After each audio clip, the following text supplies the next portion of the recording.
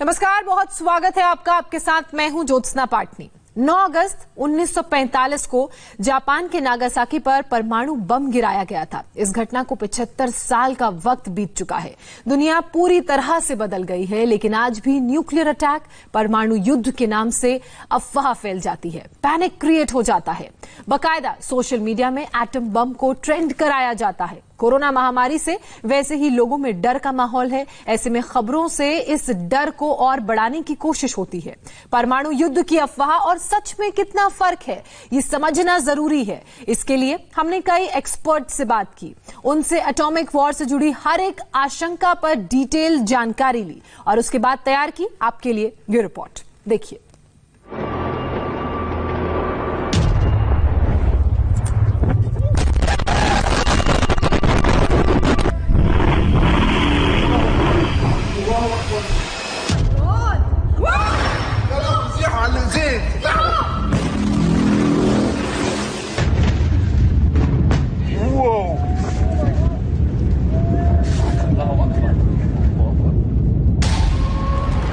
परमाणु युद्ध कराने का फोबिया सोशल मीडिया से लेकर मीडिया तक ऐसा चढ़ा है कि कहीं से कोई अफवाह, कोई आधी अधूरी जानकारी मिल जाए तो उसको सीधे एटम बॉम्ब से जोड़ देते हैं।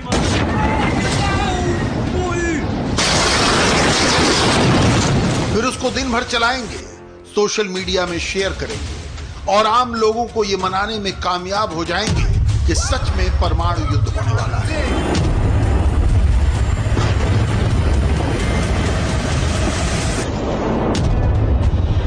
लेकिन इसका कितना ज्यादा असर पड़ता है, इसकी किसी को कोई फिक्र नहीं। इनका एक एजेंडा होता है, खबर को जितनी सनसनीखेज तरीके से दिखाएंगे, जितना चिल्ला चिल्ला कर तमाशा बनाएंगे, उतनी ज्यादा चर्चा होगी।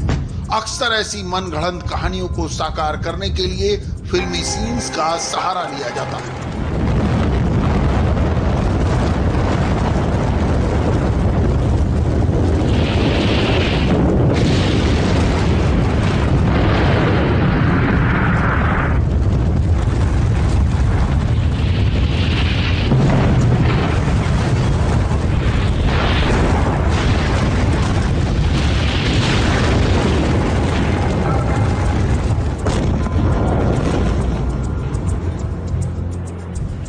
लेकिन जब बेरूत में ऐसा ही धमाका हुआ तो न आधिकारिक बयान का इंतजार किया गया, न जांच रिपोर्ट को देखा गया।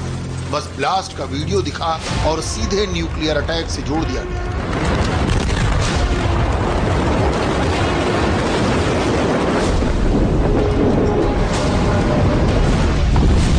सोशल मीडिया में परमाणु बॉम्ब के अलग अलग दावे किए जाने लगे।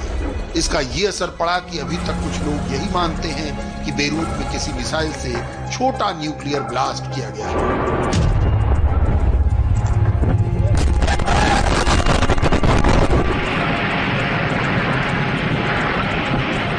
रियल लाइफ में किसी ने परमाणु बॉम्ब नहीं देखा। यहां तक कि परमाणु बॉम्ब की तस्वीर कभी किसी देश ने जारी नहीं की। ना ही किसी को परमाणु बॉम्ब की वर्किंग के बारे में पता है।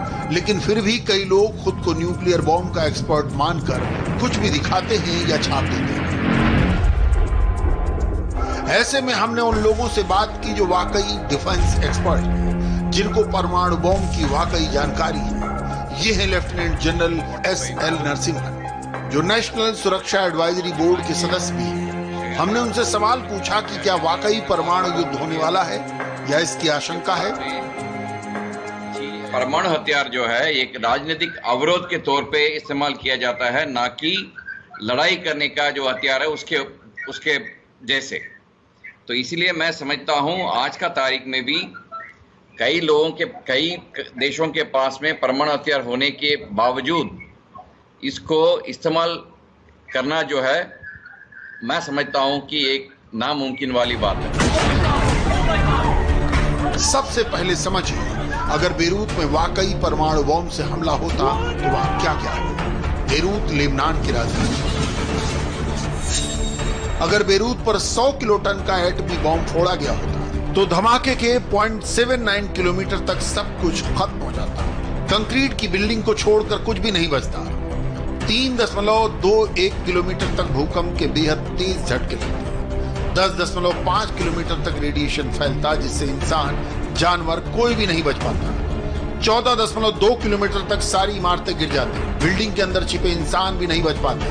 47.9 किलोमीटर तक थर्मल रेडिएशन का असर होगा, जो लाखों लोगों को निगल जाएगा।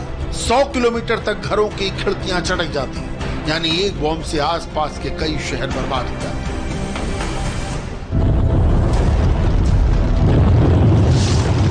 परमाणु धमाके में 1 सेकंड में बेहिसाब ऊर्जा निकलती है। विस्फोट की जगह पर तापमान हजारों डिग्री सेल्सियस पहुंच जाता है, लेकिन ऐसा कुछ भी नहीं हुआ। जो अनाज धमाके वाली जगह पर पड़ा है वो जलकर खाक हो जाता है। आज पूरी दुनिया लेबनान की मदद के लिए पहुंच रही है, लेकिन अगर न्यूक्लियर अटैक होता तो रेडिएशन के कारण कोई बेरूत में मदद करने नहीं जाता। बेरूत ब्लास्ट के बीच दुल्हनों के वीडियो भी जबरदस्त वायरल हैं। कुछ लोग ऐसा भी दावा कर रहे हैं कि परमाणु हमले के बीच इनकी मौत हो गई। सबसे पहले देखिए उस वक्त क्या हुआ था। एक नई नवेली दुल्हन अपनी शादी का फोटोशूट करा रही थी, तभी अचानक धमाका होता है।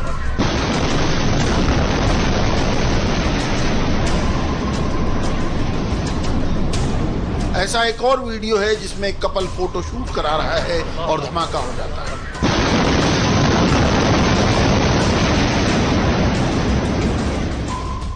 आपको बता दें कि दोनों वीडियो में किसी की जान नहीं गई।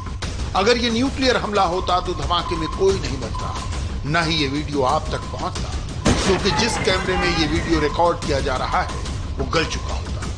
परमाणु बम से इतनी ऊर्जा निकलती कि सब कुछ गल जाता, इंसान से लेकर लोहा और कांच तक। हमने एक और defence expert retired lieutenant general Sanjay Kulkarni से बात की। संजय कुलकर्णी जंग में हिस्सा ले चुके हैं, हजारों फीट सियाचिन की ऊंचाई पर जंग लड़ चुके हैं। हमने उनसे जाना क्या परमाणु हमले से सिर्फ एक ही देश का नुकसान होगा या इसका असर पूरी दुनिया पर पड़ेगा।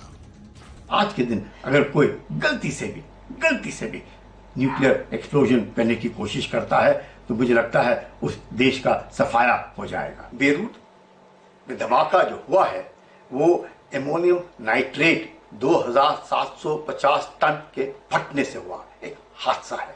वो न्यूक्लियर एक्सप्लोजन नहीं है। लोग चाहे कहें उसे, ये ऐसे लगता था क्योंकि मशरूमिंग ऑफ क्लाउड हुआ, ये वो टैक्टिकल न्यूक्लियर एक्सप्लोजन था। नहीं, अगर टैक्टिकल न्यूक्लियर एक्सप्लोजन होता तो अभी तक पता चल जाता है। मोबाइल पर, टीवी पर, सोशल मीडिया में परमाणु युद्ध कराना जितना आसान है, वास्तविकता में नामुमकिन के करीब है। क्योंकि हिरोशिमा और नागासाकी में जो न्यूक्लियर बॉम्ब गिराए गए थे उससे 1000 गुना विध्वंसक एटॉमिक बम बन चुके हैं जो पूरी पृथ्वी का सर्वनाश कर सकते हैं। साल 1945 तक अमेरिका के पास परमाणु बम थे। आज दुनिया के 9 देशों के पास ये पावर है।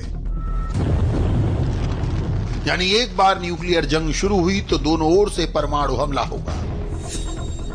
आप इस बात से अंदाजा लगा सकते हैं कि अगर भारत और पाकिस्तान के बीच परमाणु जंग हुई तो इसका असर भारत से 13,568 किलोमीटर दूर अमेरिका तक पर पड़ेगा।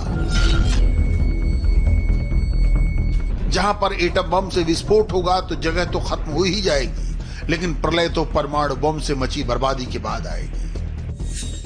पृथ्वी की आधी ओजोन परत तबाह हो जाएगी, आसमान पर काला धुआं छा जाएगा, बेहिसाब ठंड पड़ेगी, दुनिया का मौसम चक्र बदल जाएगा और करीब 2 अरब लोग भूख से मर जाएंगे। परमाणु युद्ध से 16 से 36 मिलियन टन काला धुआं निकलेगा। धुएं की वजह से 20 से 35% कम रोशनी पृथ्वी तक पहुंचेगी, जिसकी वजह से तापमान 5 डिग्री तक गिर जाएगा। दुनिया में प्रचंड ठंड की मार पड़ेगी, पेड़ पौधे वनस्पतियां सब खत्म हो जाएंगे, समंदर में भी बहुत ज्यादा असर पड़ेगा। 16 जुलाई साल 1945 जब मानव इतिहास में पहली बार परमाणु बम का परीक्षण किया गया। विश्व में सिर्फ 2 बार एटम बम से हमला हुआ, जबकि अब तक 2000 बार परमाणु बम के अलग अलग परीक्षण किए जा चुके हैं। लेकिन कभी दोबारा किसी देश ने किसी पर न्यूक्लियर हमला नहीं किया। कुछ लोग ये तर्क भी देते हैं कि कोरोना की वजह से वर्ल्ड वॉर होगी और फिर परमाणु युद्ध शुरू होगा। तो हमने इस पर रिटायर्ड लेफ्टिनेंट जनरल सतीश दुआ से बात की। उनसे जाना क्या कोरोना के बीच वर्ल्ड वॉर हो सकती है। मेरे हिसाब से, मेरे पॉइंट ऑफ व्यू से ये एक एक ज़्यादा इमेजिनेटिव सा और पड़ रहा है कि अगर हम सोचते हैं कि इसमें एक वर्ल्ड वॉर हो जाएगी। मेरी समझ से दुनिया की अपनी जो चुनौतियां हैं वो अभी कोविड के चलते हैं, इकोनॉमी के चलते हैं, ये जो और टेक्नोलॉजिकल चुनौतियां हैं। कौन करेगा विश्व युद्ध? यूएस कोई अभी लड़ाई नहीं चाहता, चाइना कोई लड़ाई नहीं चाहता। ये सब जियोपॉलिटिकल पुल्स और पुश, और ये इनके अलावा मेरी समझ से लड़ाई नहीं होगी। बेरूत धमाके में धुएं का बादल मशरूम की तरह उठा था, लेकिन हर धमाका परमाणु बम से नहीं होता। बेरूत में अमोनियम नाइट्रेट से इतना भीषण ब्लास्ट हुआ। सोशल मीडिया में भी ये दावा किया जा रहा है कि अमोनियम नाइट्रेट से ऐसा धमाका नहीं हो सकता। तो आपको बता दें कि साल 1947 में अमेरिका के टेक्सास में ऐसा ही धमाका हुआ था। ये तस्वीरें उस वक्त अमोनियम नाइट्रेट से हुए धमाके की हैं, जिसमें 500 लोगों की जान गई थी और मशरूम जैसा धुआं उठा था। चीन में भी अमोनियम नाइट्रेट से धमाका हो चुका है। अब आगे से कोई भी आपको परमाणु बम, न्यूक्लियर वॉर के नाम पर कुछ भी अनाप शनाप बताए या वर्ल्ड वॉर की घनघोर कल्पना दिखाए, तो आप अपना दिमाग जरूर लगाइएगा, क्योंकि सच ये है कि ऐसा कुछ भी नहीं होने जा रहा।